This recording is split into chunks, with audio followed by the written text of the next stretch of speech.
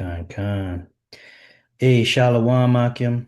Before we begin this lesson, we want to start off by giving all glory, honor, and praises unto Yahweh, Bahasham, Yahweh Shai, Bahasham, Rachak and double honors to the elders and apostles of Great Millstone that taught us His truth. A sincere Shalom to the hopeful elect, Shalom. Yeah, so today, Akim, we want to go into the topic of, basically just not being a hypocrite. All right.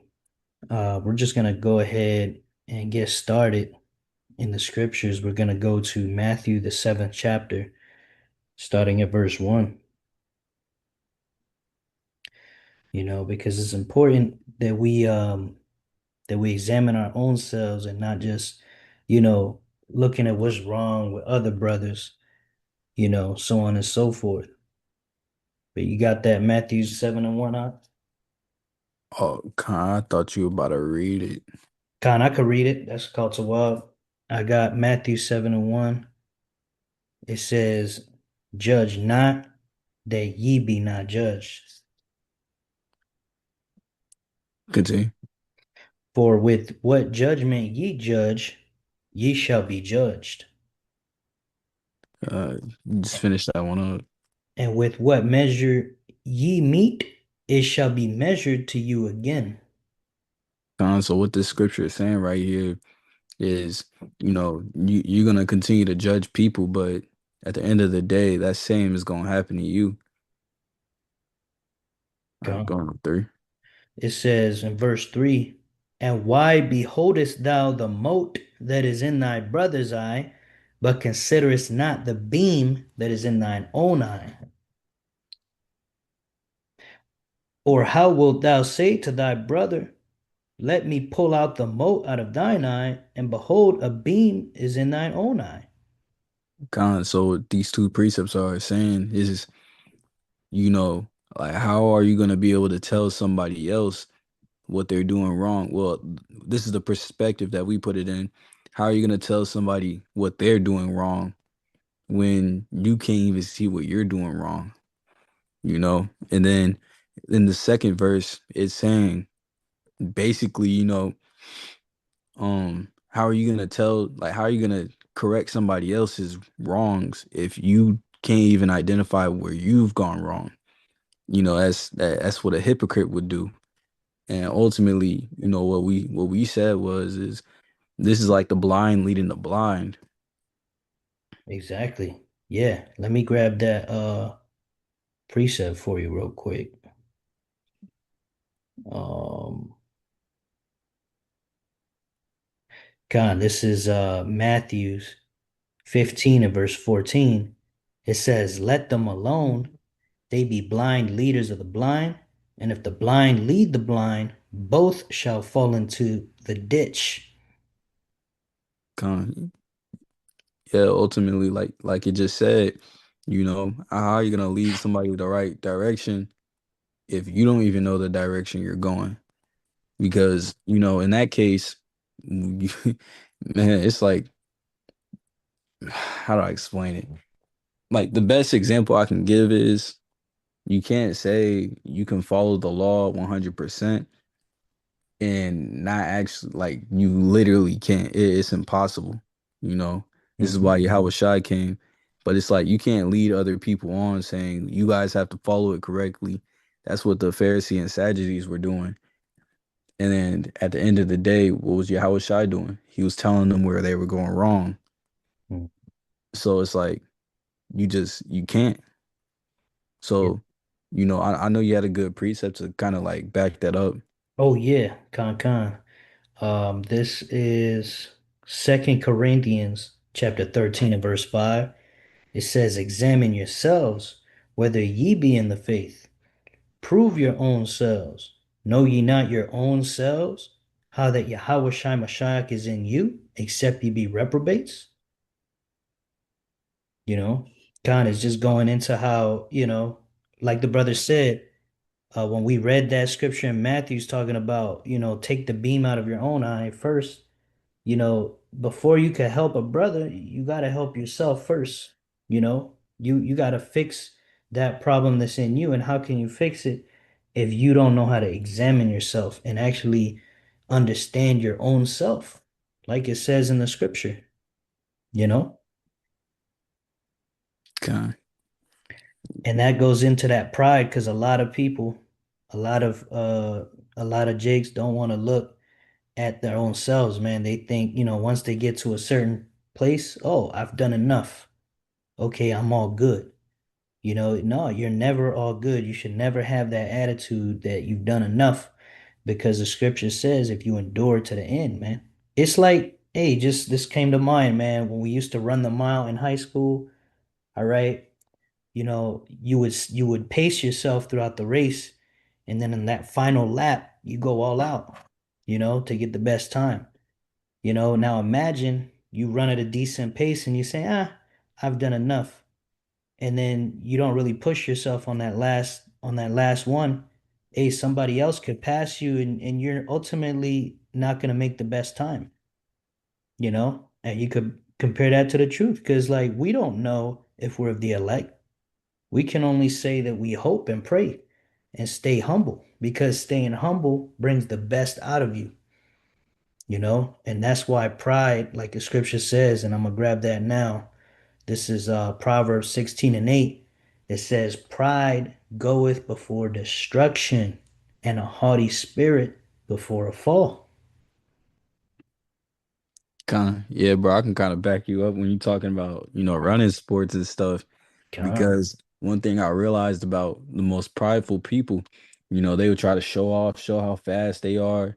Especially in cross country, man. You try to do that, you're gonna be winded. Like you're Mhm.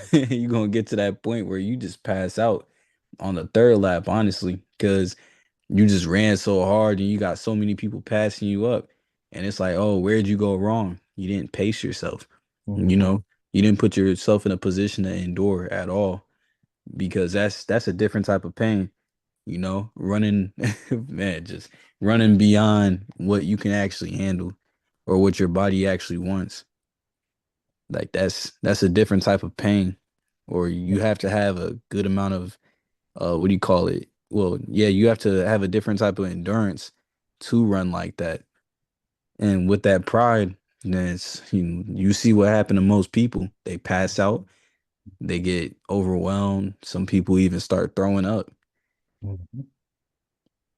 Yeah, that's a great point right there, man. Because that pride, yeah, I've seen it all the time, man. They'll gas out. Then they go from looking cool to looking real stupid real quick. Then you got those them power lifters. They try to lift as much as they can and they start passing out on the weights and stuff. And they're just trying to train, not Mhm. actually doing it for competition. They're just training and they pass out in the gym looking stupid. Yeah, what they call that ego lifting. Yeah, ego lifting. Yeah, Yeah. man. I saw this one video the other day on Instagram. This dude unracked, I think it was 405 pounds, and he had his wife, little tiny woman, as his spotter. And as soon as she unracks the weight, she runs like halfway across the gym. And this dude drops the weight damn near on his neck, and that shit like bounced off the top of his chest. And the bitch starts screaming, and she runs back, and then she's trying to lift it. She's trying to lift it, and it's just like, how many things went wrong in that picture? But again, that pride, man, it's like you're lifting a weight that could kill you. Why would you have your little tiny wife? You need two men, one man on each Yeah. side, man. Yeah, Yeah, that's even worse. Like, bro, I'm not even gonna lie. That kind of made me mad a little bit because even like professional power lifters, like they'll take two men on each side just because, like, yeah, like you just said, like that could kill you.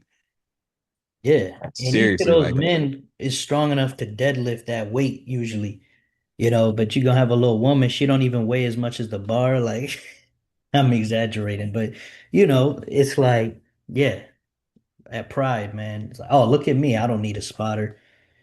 But I digress, just kind of getting back into it. That goes into that pride too, man, thinking that you got it all together.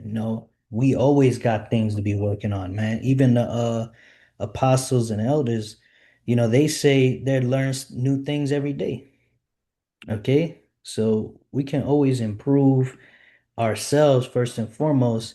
And then once we improve ourselves, then we can help improve other brethren who have a problem that we already fixed, you know, because Yeah, some brothers might have a problem. And then instead of fixing it, they'll go see another brother with that problem and think, oh man, look at that brother, man. What's wrong with him? It's like, bro, you actually worse than that brother because don't you know this and that? It's like, oh shit, I didn't know that about myself. yeah. Yeah. Some. Yeah, go ahead, brother. I was about to say some people kind of like they full on disregard the fact that experience means more than knowledge. Like experience trumps knowledge whatsoever, no matter what. Like you'll you'll see an engineer, somebody who's actually working on it. They've been doing it since high school and such and such. They've been picking up tools, just fixing stuff, taking stuff apart, fixing it, and like actually looking at the mechanics and stuff. And then you have people who just go to school for it and think they know what to do. Oh, that's a Man. great example. Yeah, because yeah, you got eggheads that might read a book on something, but then you got a guy who's actually been living it. And it's like it's two different things. You can read I, about boxing, but that don't mean you're going to learn how to box until you actually go to the gym, put the gloves on, and start following, instructions of a coach and getting busy, getting in there, you know, mhm. taking them hits, getting that experience, learning from that trial and error strategically. It's like that guy, David Goggins says, um, he says, you got to go into the dungeon, right? And it's like, that's how you're going to learn. But that's why the scripture says, what's that scripture? A man who's well traveled. Let's grab that real quick.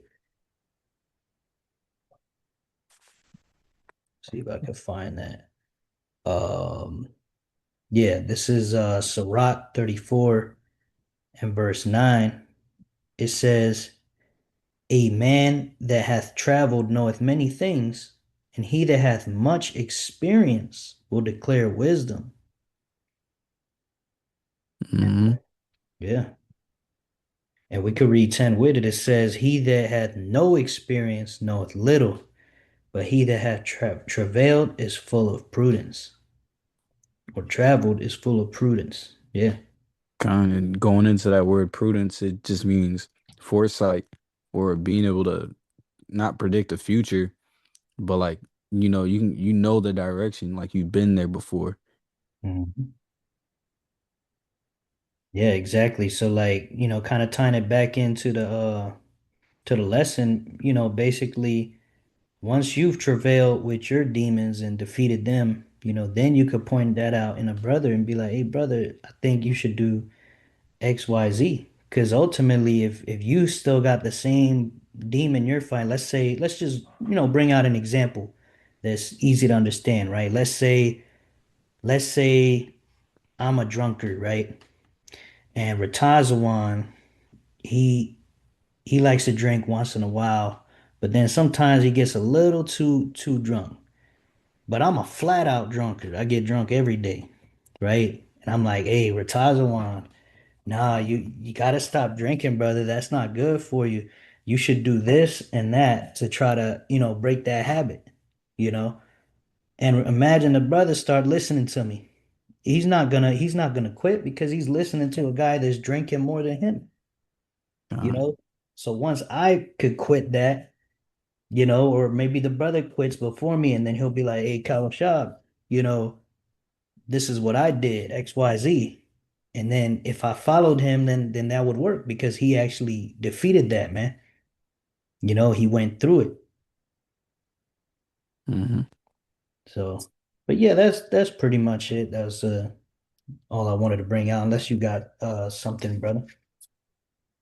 Uh, there's actually a scripture that I think you brought out a scripture, walk ye circumspectly. Oh yeah, can't forget that. Let's get Ephesians 5 and 15. It says, see then that ye walk circumspectly, not as fools, but as wise. Con. So. to walk circumspectly. I don't know if you wanted to get into that definition, but you're basically like circum meaning around, spec meaning to view. Hmm. That means you're seeing everything around you. And what this scripture talking about is walk circumspectly to not be a fool. Hmm. That really just means, man, start looking at what these people are doing. Like that brother brought up, if you see somebody being a drunkard, why would you follow a drunkard's advice? Why would you take his advice on how to stop drinking?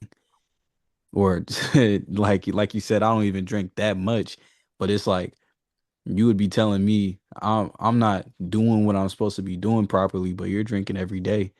That's even worse. If you listen to Uh, that person, you might just start drinking more than ever, yeah. you know? And hey, that's a great point because, like the brother said, circumspect, you said around and looking, right? Something like Hmm. that. It basically, hey, if I'm not paying attention and I'm drinking every day, getting blackout drunk, and I see the brother Ratazawan drink, 5 or 6 drinks, and I'm all getting crazy. Oh, brother, that's too much. Brother, you gonna destroy your life. That means I haven't been paying attention to myself or to that brother to know God. that I'm more fucked up than him. Hmm. And that goes back in the first precept that we brought out. How are you gonna judge me when you don't even see what's going on with yourself? You know, Yeah. it's like you're blindly judging me. That's not perfect judgment. Mm-hmm. Con. And grabbing that word in the Greek is the word circumspect is akeribose or akeribos, and it means exactly, accurately, and diligently. So how can you accurately judge somebody if you can't even see what's going on wrong with you? If you don't see what's going on, how are you supposed to see anybody else's faults? You just can't. That's just not how it works. But somebody who's experienced with it, somebody who's seen what road that's made somebody travel, you know, it's like they're better. They can have a better judgment because they've seen it, they've lived it, and they don't do it no more. Mm-hmm. So they can give you the right solution. You're not gonna get blacked out drunk no more. You won't get knocked out. You can run longer now because you're given proper judgment. So yeah, that's all I had, brother. Con. Yeah, that's all I got also. Con, so Um, with that, we're gonna finish by giving all glory, honor, and praise unto Yahweh, Bahashim, Bahashem, Yahweh Shai, Yahushua, Bahashem, Bahashim, Bahashadash. Bahadash. And double honors to the elders and apostles of Great Millstone that taught us his truth. Shalom to the hopeful elect. Shalom wa, abad babal. Shalom. Shalom.